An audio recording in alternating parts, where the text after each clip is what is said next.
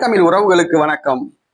அதிமுக கூட்டணியிலிருந்து தலித் கட்சி விலகியது என்ற தலைப்பில் இந்த காணொலியை காண்கிறோம். அதிமுக கூட்டணியில் கடந்த சட்டசபை தேர்தலில் புரட்சி பாரதம் என்ற கட்சி இடம்பெற்றது. பூவை மூர்த்தி அதிமுக கூட்டணியில் போட்டியிட்டு சட்டமன்ற உறுப்பினராக தேர்வு செய்யப்பட்டார். ஆனால் பாராளுமன்ற தேர்தலில் தனக்கு ஒரு தொகுதி வேண்டும் என்று கேட்டது. சிதம்பரம் தொகுதி அல்லது விழுப்புரம் தொகுதியை கேட்டது.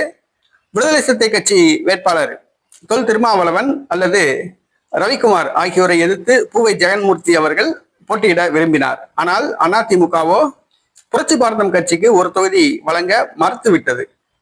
சட்டசபை தேர்தலில் மட்டும்தான் தொகுதி வழங்கப்படும் என்று தெரிவித்தது.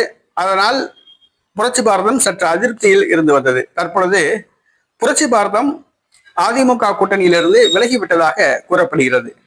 தாங்கள் எந்த கூட்டணியில் இடம்பெற்றாலும் 5 தொகுதிகள் வேண்டும், தங்களுடைய கட்சி வளர்ந்துள்ளது என்று அவர் கூறியுள்ளார். ஆகவே அதிமுக கூட்டணியில் 5 தொகுதிகள் தர எடப்பாடி சம்மதிக்க மாட்டார். 5 தொகுதிகள் கேட்பதால் புரட்சி பாரதம் கட்சி அதிமுக கூட்டணியிலிருந்து விலகிவிட்டதாக கூறப்படுகிறது. சமீப காலமாக அதிமுகவுடன் புரட்சி பாரதம் கட்சி இணைந்து செயல்படவில்லை. ஆக வருகிற சட்டசபை தேர்தலில் புரட்சி பாரதம் கட்சி அதிமுக கூட்டணியில் இடம்பெறுமா அல்லது பாஜக கூட்டணியில் இடம்பெறுமா அல்லது அதிமுக தமிழக வெற்றி கழக கூட்டணியில் இடம்பெறுமா என்பது கேள்விக்குறி.